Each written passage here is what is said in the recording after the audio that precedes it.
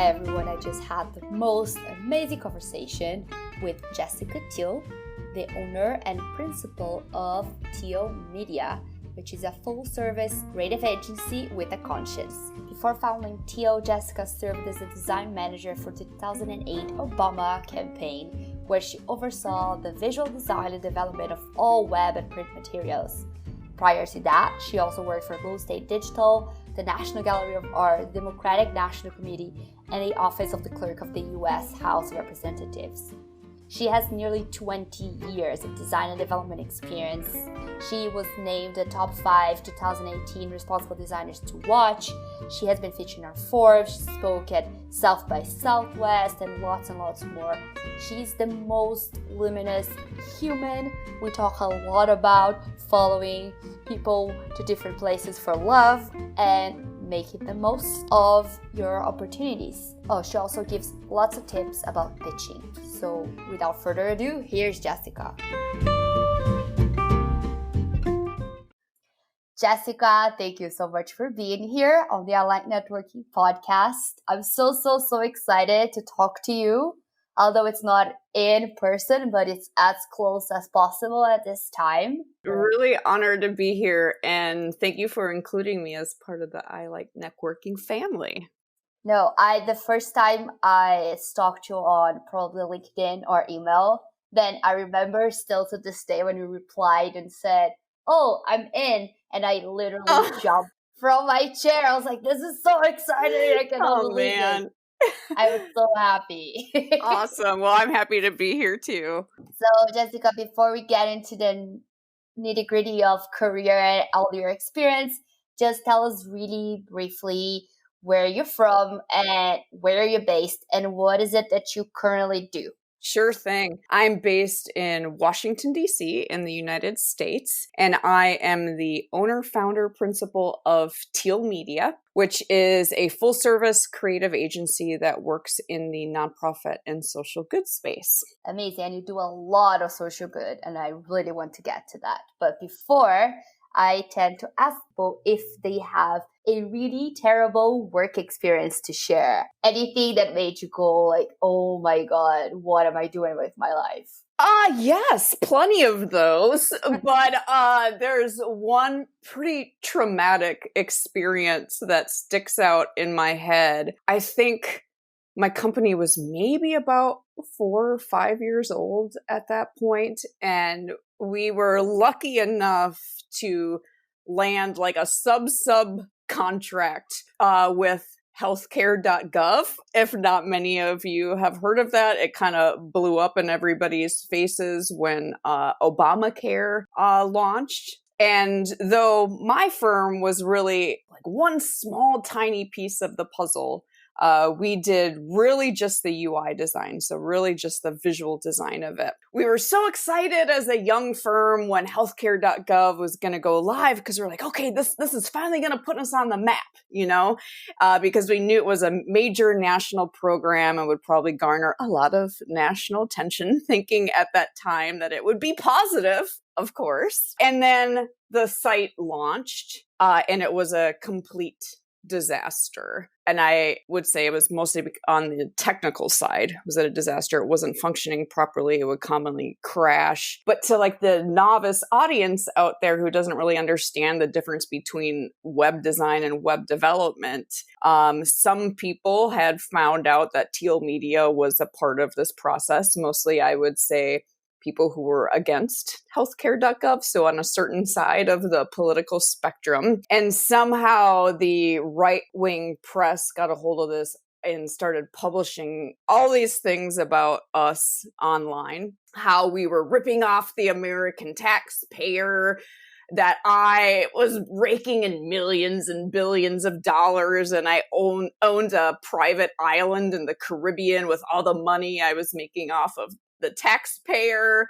It just turned into a really horrible press scandal in a way, even though like my firm was just like a tiny part of it and like not responsible for any of the back ends or front end coding or any of that part. And like we were done with our work really early on before we handed it off to other teams to create. And, you know, I was getting calls from major news outlets like CNN, ABC, wanting to talk to me, like the Daily Show. I was so young in my career and being an owner of a company, like I didn't know how to handle it. So I just ignored everything. And, you know, my voicemail was filled with death threats. There were notes shoved under like our office door about how this one person was going to bring his large mastiff dog and hurt my little puppy Archie. It was just insane. And I was legitimately scared and just like sick to my stomach for at least a solid 2 weeks.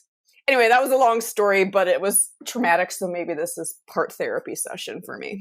Yeah, no, that's insane. I think that's the craziest story we've heard so far on that note.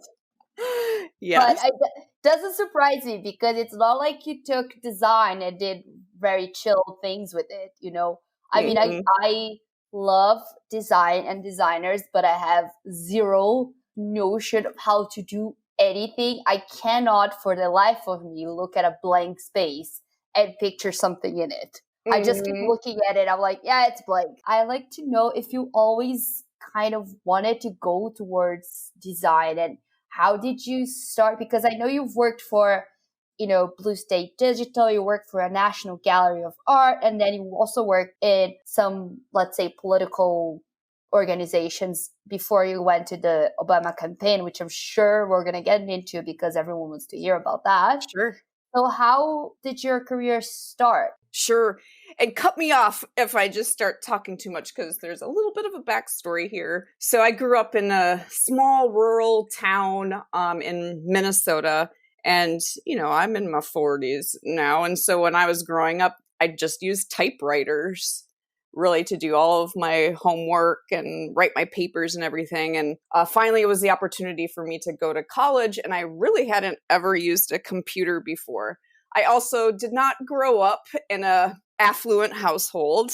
So I grew up in a low income household and needed to, you know, get a ton of scholarships and work study jobs to even be able to go to school. So when I first showed up on campus, I was on the hunt for a job. So I looked at everything from like, oh, maybe I'll get a job at the cafeteria to maybe I'll just work in an administrative office. And I made my way down to the AV department.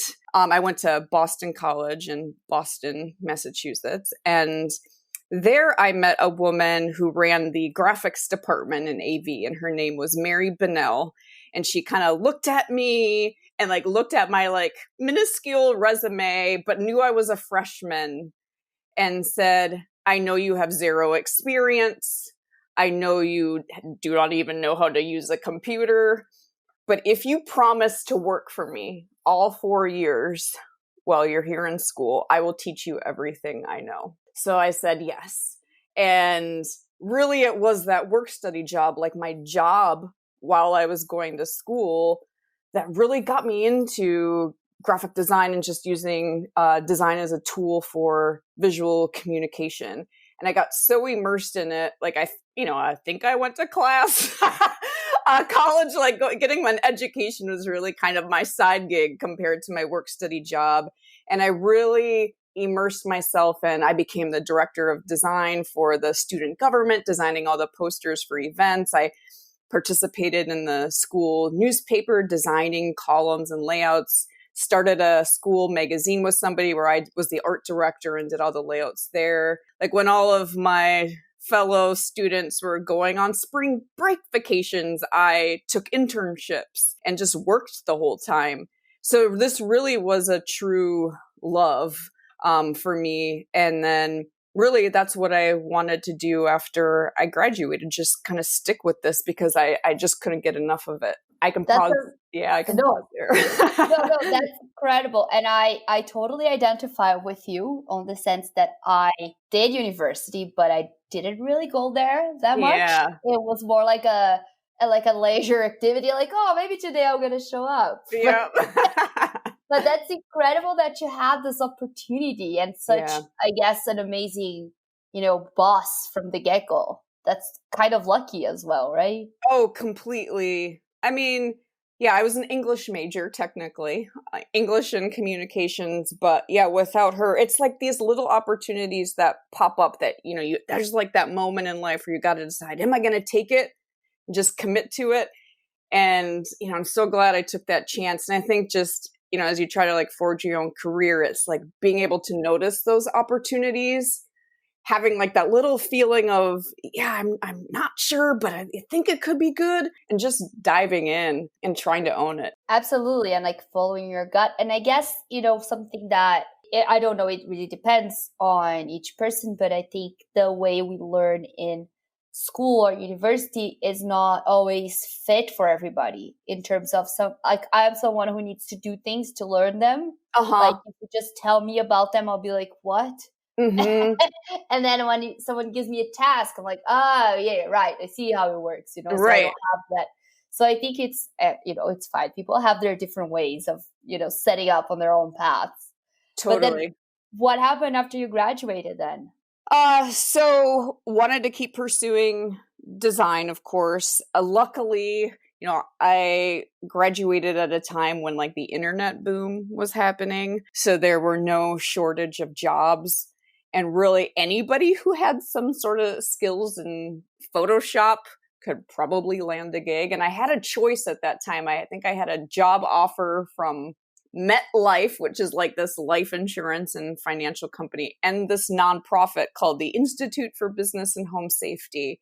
And I decided to go the nonprofit route. And I think that's my first job being in a real nonprofit was, kind of also like another track that set me on my destiny to keep like working on these things. And I think at a nonprofit, it was a small team. I was the only designer. I had a boss who was the director of communications. And funnily enough, she found another job within like the first few months of when I was working there. So I was like on my own. And I think like it kind of worked to my advantage again, because I had to just, okay, I guess I'll go with this now. And, I didn't have anybody to turn to as a mentor, really. I just had to figure it out on my own because I was the sole representative from the department. So it allowed me a lot of freedom. It allowed me a lot of time to make mistakes. It allowed me time to like think I was awesome, but like I really wasn't. But, building a little bit of confidence there as well. And I definitely was like in my 20s, like, I thought I was such a great designer. And like, I look at my stuff now and I'm like, oh Lord, what were you thinking? But I think it is just young in your career. Like it was a confidence building thing for me that helped shape some future steps. But was that all in Washington, D.C.? That was in Boston still. That's in Boston. So I stuck after I graduated in Boston, and then eventually, made my way down to DC. So was the move to DC motivated particularly for a position, or because after this experience in a nonprofit, you wanted to get into more design with a conscious, like political design, because you're involved in so many campaigns? Yeah. So why did you decide to move? I mean, this is where it's like, oh, I have so many interests. And honestly, I was just in love with a boy. And he wanted to go to a law school down in North Carolina in like a smaller town. And I was like, I want to be around him, but I don't think I could do the small town life again. And the closest kind of big city was Washington, D.C. And I honestly thought it was going to be a temporary stint because my boyfriend was going to law school. That was just going to be for 3 years. So, while I'm in DC, let's live up the DC experience. And what do people do in DC? They, work for the government or they work in politics. So let me try to find a job there because why not? I'm here. So it honestly was motivated by love, but, really a part of just trying to immerse myself in the place that I was at. It seems like from the way you speak that you have a very let my life flow sort of attitude and a sort of like kind of, I guess an inherent confidence that, things will work out in this place as well. It sounds like you are a very positive person. Like I'm sure there were struggles, but Is this something that you developed, or you were always kind of like get go with person?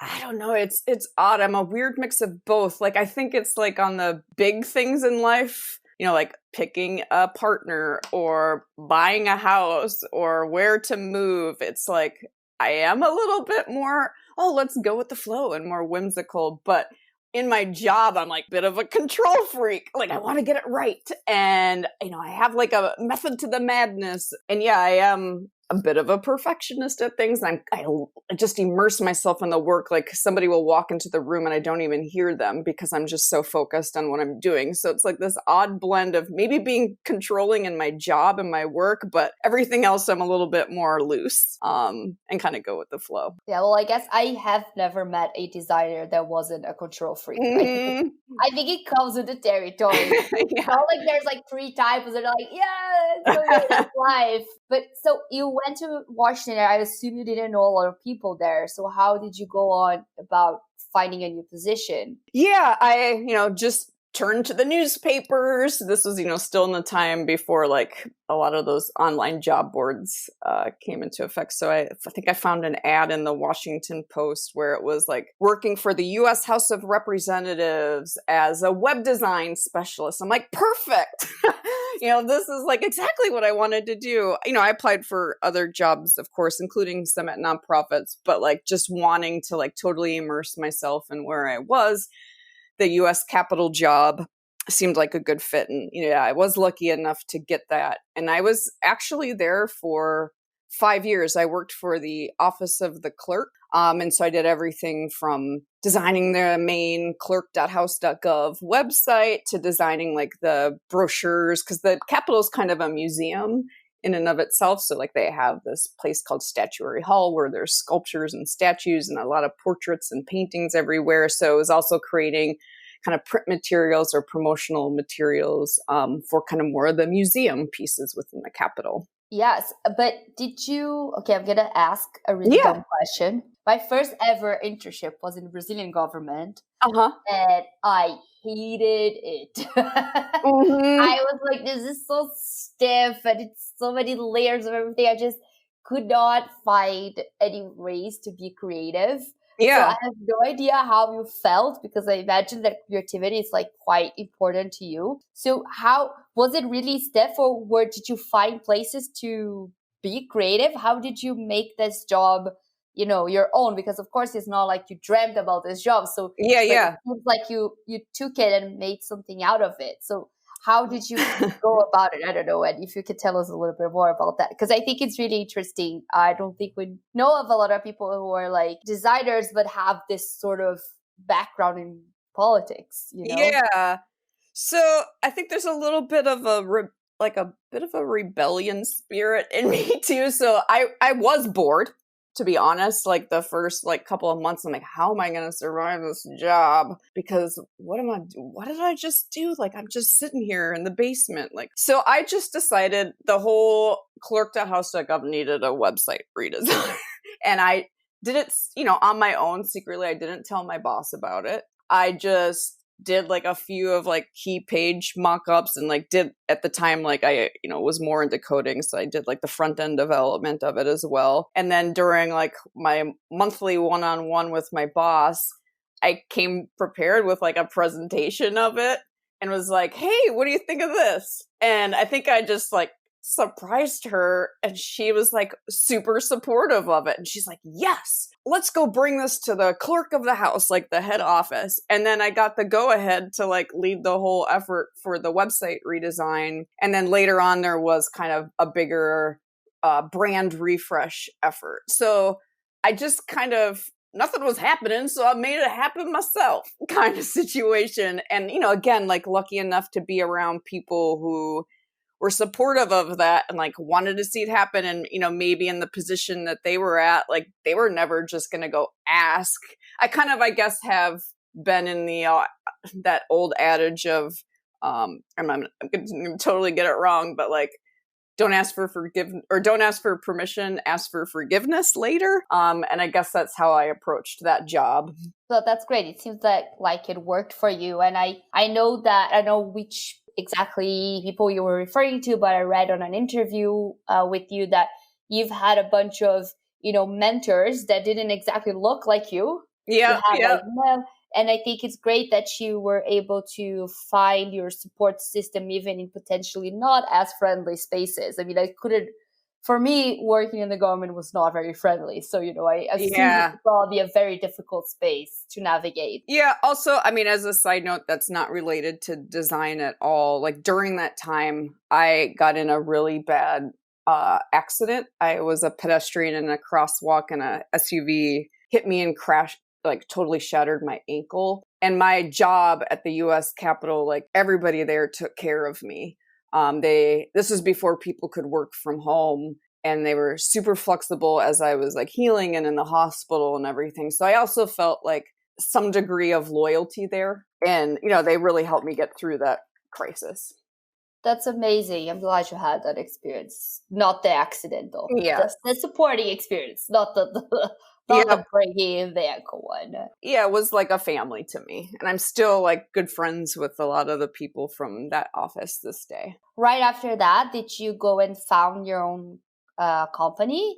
Nope. At that point, by 5 years in, and like I was healed up as much as I could be, I was like, I got to move on and keep moving on in my career. And I saw this ad for progressive organization seeks designer. And I applied for it on a whim. And during like my recovery process, and, by that time, like, the person, the love of my life who I'd moved down to DC for, we had broken up. He broke up with me, by the way. I like didn't know many people, so I started like my own fan club called Team Jess, and it had a website where like people could like earn points by hanging out with me, and they, or like giving me gifts. Like basically, I was bribing people to be my friend. That is amazing. And what was hilarious about that is that the job with the progressive organization ended up being the Democratic National Committee. And my boss at that job was like Googling me and doing all this background research on people who were applying for the job. And of course, he stumbled across the teamjess.com website. And that was the reason I got hired, he said, because he saw like, man, she really knows how to bring people together in like a community and like encourage them to take action toward a cause. And that was the reason I got hired. So it was like something very personal to me. My life was just very blended at that point between work and personal. And yeah, I at the DNC, I was the first in-house designer there. So that was another like kind of first like on the ground opportunity. So there's always been some sort of like an entrepreneurial aspect of roles that I've taken, even though they hadn't been my own thing. I feel like that's quite ahead of your time, because I was speaking to Charlotte Williams, who is a influencer herself, but she has an influencer agency in the UK for diverse influencers. And it's fascinating because I asked her, what would be, your tip when you're expanding because she's going to expand her team soon. And I said, okay, if anyone wants to apply now and, we're in the middle of a pandemic and you don't have any experience, what do you think they should look for? And she said, I'm more interested in seeing if someone has like a personal project that they can show me what they've done with it than if someone studied for 6 years. Totally.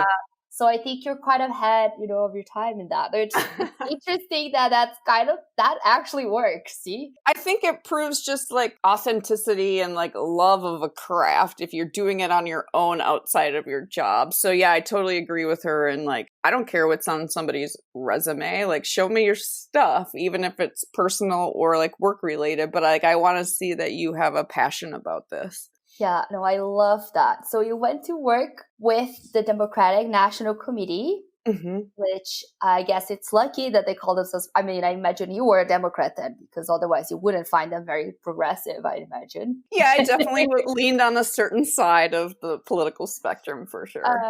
And then you were there for a while as well? couple of years. And then my boss at the DNC, he also owned Blue State Digital. His name is Joe Rosebars. And then after an election, like, you know, things kind of calmed down at the DNC. So I was like finding myself, okay, I know there's going to be a lull here. So I looked for jobs, and I reached out to him to ask his advice on this one job. And he was like, well, why don't you just come work for me? So then I went over to Blue State.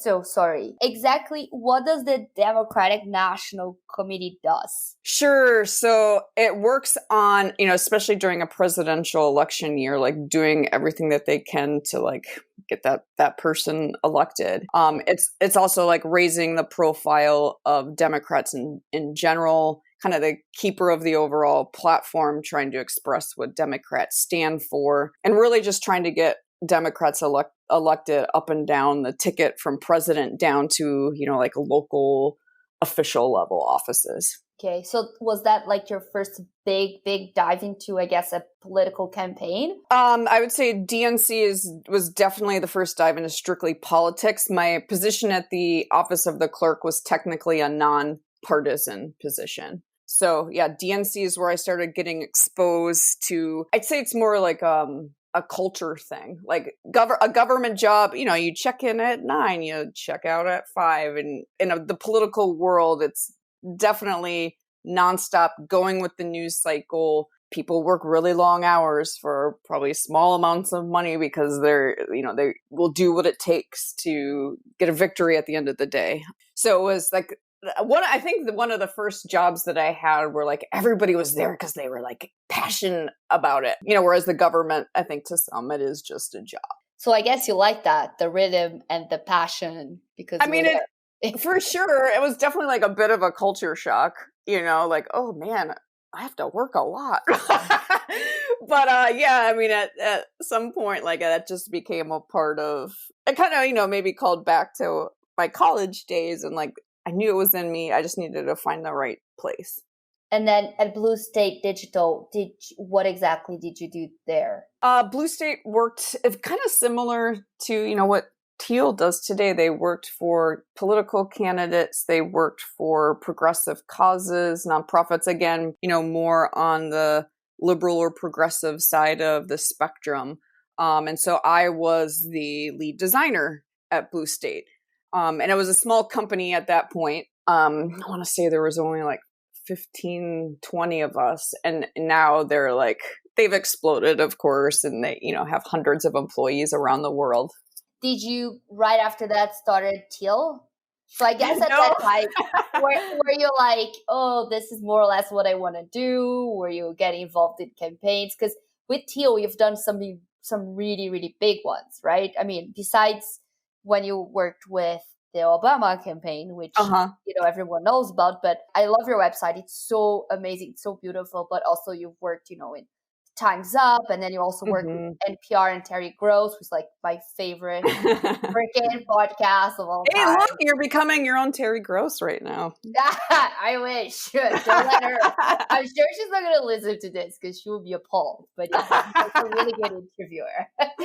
But yes, tell me more about your journey from there to founding your own company. Yeah, I mean, sorry about this winding path. There's been a lot of stops along the way. So no, that's great. Yeah, after Blue State, like, you know, I always thought my dream job would be working at a museum because I always had liked art, and, you know, I liked that part of my job at the Capitol, and there, you know, happened to be this opportunity at the National Gallery of Art and for a design manager. So I took it, you know, I just wanted to try it, and was really only there for about a year, and then kind of got derailed by another boy. But it brought me to the Midwest, and luckily enough, the timing was perfect because I ended up back in the Midwest, and then Joe Rosebars comes along, and at that time he was working for the Obama campaign, the presidential campaign in 2008. He's like, I hear you're back in the Midwest. Well, why don't you come to Chicago and run the design team? And at first I said no, because I was like, oh, you know, this boy, I just got back to the Midwest. I was ready to like change my life. And then he called up his he brought in his deputy, who I also had worked with at Blue State. And then he called me, he's like, Jess, come on, like, come to the campaign. And I was like, nah. And then finally Joe calls me again for the third time. And I'm like, okay. So I moved to Chicago then, and then, been these connections I've had with people and like the support and like the belief that I can do it. You know, I'd never run a presidential campaign for a design team before. I like barely had any management experience. But Joe took a chance on me again, and ended up working there for like the last 9 months of the Obama campaign. I don't know how much you can tell us about that, but how was that? I mean, it is a fire hose every single day. It's an emotional roller coaster. I had a team of, I had to hire the team. There were 2 designers when I started there, and then it brought up the team to be 15 designers and then some developers. And, it just constantly grew and changed as the campaign evolved. And we were, the clock is ticking all along. You really just have to be responsive to every moment. You can't lose out on this opportunity to miss out on a moment. So you have to be ready to go. I would start working probably at 8 a.m. and be in the office till midnight, 1 a.m. And then you'd start again the next day. And, luckily enough, some of the donors on the campaign allowed some of us campaign staffers, they like gave us a room in their house to stay in, like we really just slept and then went to work. And it, wasn't just Monday through Friday. It was every single day of the week. And because you're working so hard, you're always a little bit on edge. So there were many days like, I don't know if it was exhaustion or the stress and like just everything, like, I'd probably cry once a week, like, why did I do this again? Can I do this? But I knew I had to do this. It's one of the hardest jobs I've ever had, but also the most rewarding. One of those moments was at the end of the campaign, and, we found out that we won, and but somebody's got to stay back in the office while everybody goes and celebrates to like change the website to be we won. And I was like, yeah, great. I can't even go out there and like celebrate. So I had to, stick with like this core shell skeleton team of people who would like flip over everything on the web when we won, and just was going to be fine with that, But then the campaign surprised us by all the people who had to stay back got to hop in this trolley, and they drove us down with a police escort to Grant Park. And just seeing, like, driving past on the road, seeing these crowds of people just so happy, it just like broke you out of that bubble immediately. Like, holy crap, what just happened? And then, we got to go down and see the speech. And like, luckily the trolley brought us to a place where we were like within like, the first 30 rows of people. So like had a nice close up view to history in that moment, despite worrying that, I gotta stick back and change the website. Like, I'm not even going to be able to like be a part of this, but they were completely gracious and let us be a part of that moment too. That is amazing. I was actually going to ask about that if you were there celebrating, because I feel like those films, there's like the rooms with the people, the candidates. It's totally. Yep, I was there. I was very lucky. And like on my walk out, like I saw Oprah, I saw Jesse Jackson. I don't know. It was pretty cool. That is amazing. Yeah. And so during the campaign, did you do like, I guess the digital and the design, did you do like flyers and web and everything? Everything. So like the podium signs literally would sit there and we'd cut them out in foam core. And then the Obama logo, I'm sure everybody knows, but it's round. Like cutting the curve, like the half circle curve around that was always the trickiest part of the podium signs. Like we would produce them in-house and like just glue them to foam core. And like the backdrops, for speeches, and like a lot of the print materials that would go out when like door to door kind of door knocking campaigns, or, brochures, to of course, like, website, email graphics. This was like before the time like that social media was, it was there, but it wasn't as crazy and big as it is now. But occasionally some social media graphics and things like that too. Yeah, but of course that campaign had a big, like, I guess, a really strong image. I think everyone remembers, all the posters, the things, the slogans, everything, right? So Yep. it is really, really important, on the signs and so on, the whole posters, all that stuff.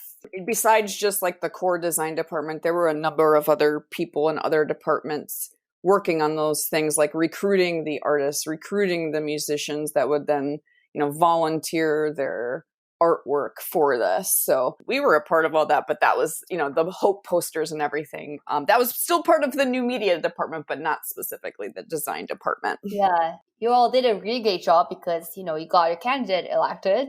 It's a team effort, in politics, right? I mean, in all things, but especially at that. Totally. Yeah. And like, again, it comes down to the people you meet, especially going through an experience like that. You're living with each other 24/7, basically. And like you were before the times of COVID, like there's maybe 6 inches between you and another person because there's so many people like cramped. The place stunk, like there's so many bodies in the room trying to make this all happen. There's like old pizza boxes and stuff laying around.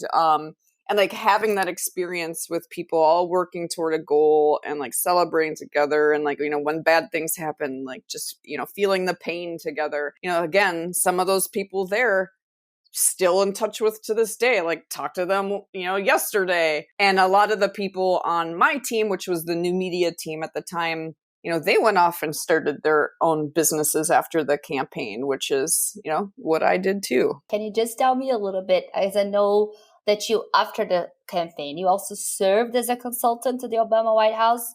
Yeah.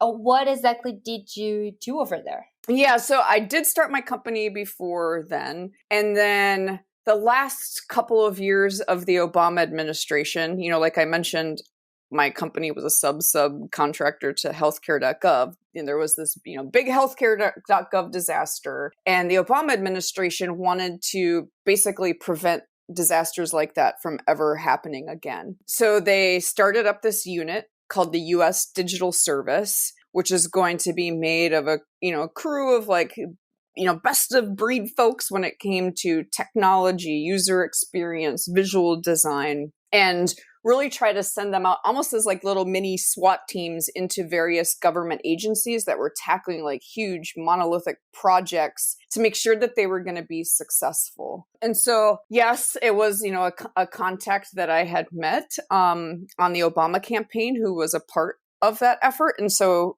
she had contacted me and was like, hey, would you at all be willing to leave your job and come join this unit just for like a year? Because there was terms of service for the U.S. Digital Service. Like you could only serve up to 2 years and then you had to leave just to kind of, get fresh ideas into the cycle. Because like the danger comes and like tragedies happen when like the same people are in the same job for years and years and years and the fresh thinking just stops. So with U.S. Digital Service, there's just 1 or 2 year terms. And I thought long and hard about it. And I'm like, you know what? Yeah. Because yes, this started out of the healthcare.gov disaster and like having felt the personal pain of that. Yeah, I wanted to be a part of the solution to like solve this across the government. So I took a sabbatical from Teal. My creative director, Aruna, stepped up to the plate and ran the company for me for a year. And that's when I went back to Washington. So I left the Midwest and went to Washington to be a part of this. And then eventually became the design community of practice lead then for the U.S. Digital Service.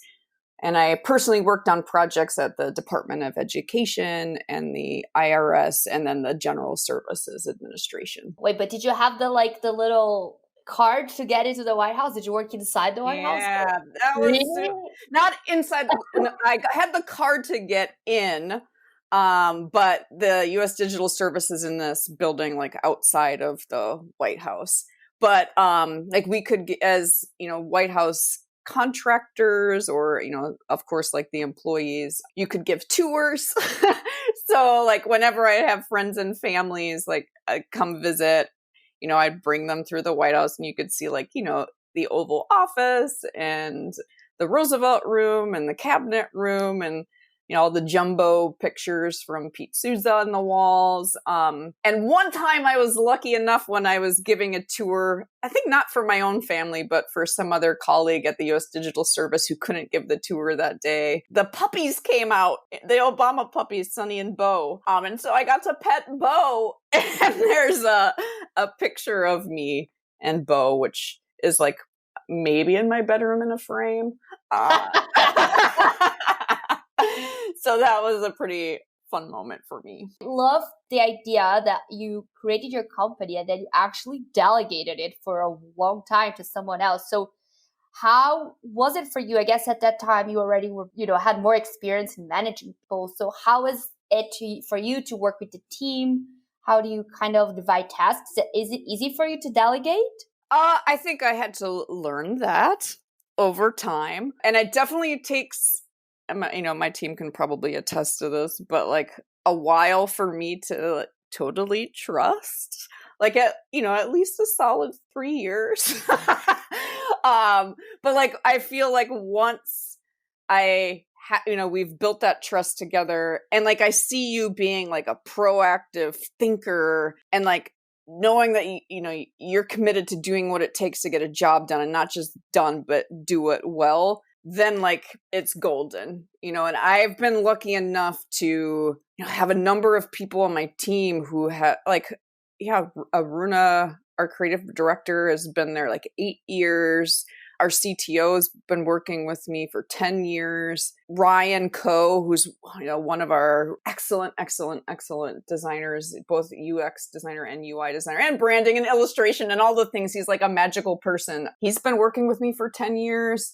It really is like because I think we all share that same passion of like really wanting to do this for things that matter to us, like finding those people who are committed to that. And then like truly caring about each other in and outside of work, just being committed to doing like really great work together. So I've been really lucky to find those people. It sounds like you're building a great like work culture if people are sticking with you. I hope so. I think it helps that your company has a very clear purpose. Yeah. Right? And I think that once you decided to create the company, was that very clear on your mind of like, okay, this is what I want to work on? Yeah, it was. I mean, yes, it helped that the majority of the connections I had and like my background experience was either in like public sector or nonprofits or campaigns. So like that's what the people I knew, those are the organizations I knew. That's what I had a portfolio to prove it with.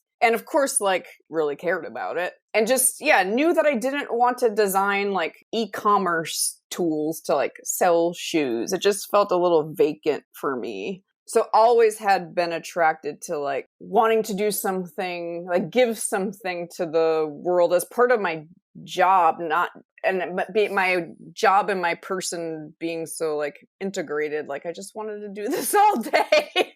So yeah, I think it was always there. I always knew it. You obviously ended up establishing throughout your career almost by accident because, you thought you were going to be working in art and then you ended up going to politics and you took that.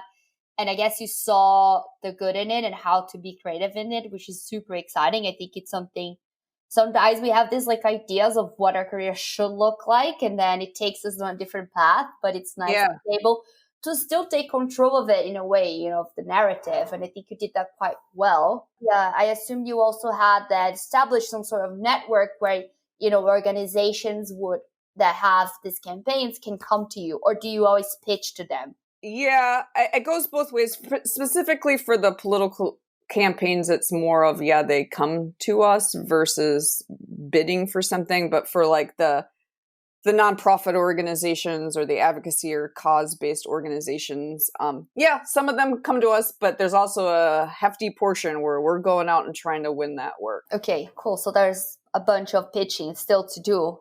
Yep, totally. It's good to know. It's good to keep people humble. That it's not easy. That's a big part of my job, now that I've kind of, moved away from design into, being, I still have opinions on design, of course, and like try to shape the strategy for the design rather than being, the hands-on executor of things. But a big part of my job is writing proposals and pitching and talking about it and, leading kind of initial clients who are onboarded through like that discovery and strategy process to make sure we're getting it right from the beginning. So yeah, it's a significant portion of my job these days. I love that it's still clear. And I think it's hard when you move from like one thing that you used to do to a strategy, but it also brings new challenges, right? And you have to be able to see the big picture of things. Yeah, I thought I would hate it. I thought I'd miss design, and I think there's always a period that you do a little bit. But yeah, like what you're saying, it is a challenge when you don't know and you're like figuring out how to be a manager, how to like win a pitch, how to write a proposal. Like I really like that now. And I get the thrill of winning, that I would, kind of that same thrill when I thought like I would do a great design. And like, honestly, I was a mediocre designer, and I've been lucky enough to build this team around me of like such better designers than I ever have even like had it in me to be. And it's just incredible to work with such talented people who want to be a part of this. And in all honesty, the technology available now to do things is a lot better and there's a lot more to do in terms of design, right? Totally. Yeah. It's nonstop. I mean, social media, you could do that all day long. Create graphics, create animations, videos, email graphics. Like there's so much design work. You think about the things that you interact with hour to hour. You're like scrolling through your feeds and you look at the visuals. All that was created by somebody. Yeah. And I know we're running out of time. I'm sorry, but I have so many questions for you. Oh, I know. I'd like to ask one that you may choose not to say anything because you might not know how to answer it. But do you have, since you've been with Teal, one like favorite campaign or a case study that pops into your mind of something that you're really proud to have developed? Oh, there's so many. I'm thinking of one that we just because it's fresh at the top of my mind, one we launched just a couple of days ago. It's a website for IMALS, imals.org. So folks who have been recently diagnosed with ALS coming online to a community that knows how to support them, getting the tools they need to get the help that they need. And then also the ability for people who support them. And then, of course, people afflicted by ALS themselves to take action and kind of take control too of changing policy and, raising awareness of the disease. Brian Wallach, who started this, you go to like institutional organizations, like of course there's like an ALS foundation or ALS association. I don't have like the correct words on that, but they feel so institutional and cold, kind of like these disease related sites. But you go to imals.org and it feels like, there are real people here. We have been afflicted by this disease ourselves. We're not just people in a think tank, like figuring out what to do or, giving you like the latest research. This really puts a human face to the disease, speaks in the words that everyday people who are going through this disease are feeling and their caregivers. And then like seeing Brian announce it on his Twitter account and like seeing the comments come in and people saying like, man, this website brought me to tears. This is going to be your lasting legacy. Just to like see how it has already in just a couple of days, like got, somebody's father was just diagnosed with ALS two days ago. And she's like, I'm showing him this website right away. Just seeing like the effects. It actually does make a difference. Sometimes you think like, is a website really going to make a difference in people's lives? But like seeing that tweet stream was like kind of proof that, hey, you know what? Yeah, it might help somebody. I think it's super important to see that. And one of my first bosses always told me that there is no such thing as a small job. Whatever you do, it's like a chain of events that lead one thing to another. So if you don't do one thing properly and with care, then everything else can fall apart, Yeah, for sure. And I think we can't all be the Obamas of the world. There's got to be a team around the Obamas of the world to make sure that he can be whatever it is, or whichever leader people like, Oh, definitely. We can just be Oprah. Right. But okay, Jessica, I know we're already out of time. So I have two final questions. Okay. Ready. One of them is, this is something that comes up a lot with the online networking community, and it is if you have any tips for pitching properly. And the second one is if you could give yourself any advice when you're starting out in your career, what would it be? Oh boy. When it comes to pitching, I think that you have to let your passion for this work show through, like be very authentic about why you think you're right for this project and why you love this work so much. It's like a lot of we ask our clients who we've won pitches with, and of course ones that we've lost too, like, what feedback do you have for us? Like, why did you pick us, or why did you not pick us, or why did you not pick us, but what did you like about us?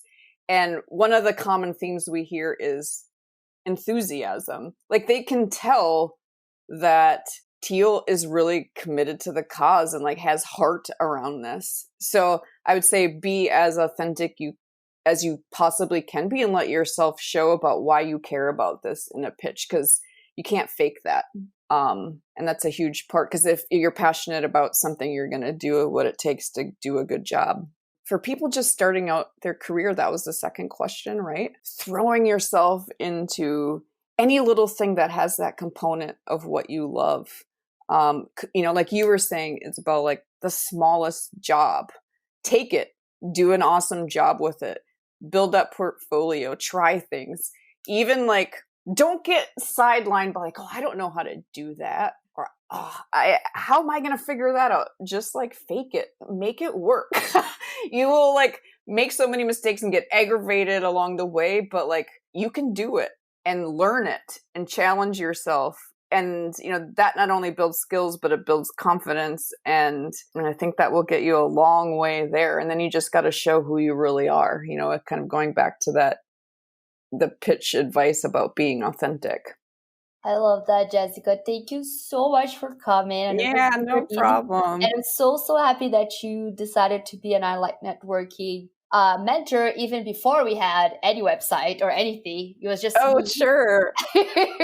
I'm very, very grateful for you donating your time and your experience to all of us.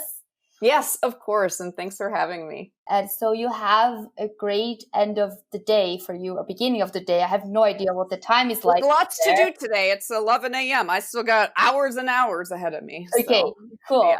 And I will speak to you soon. Sounds good. Thank you.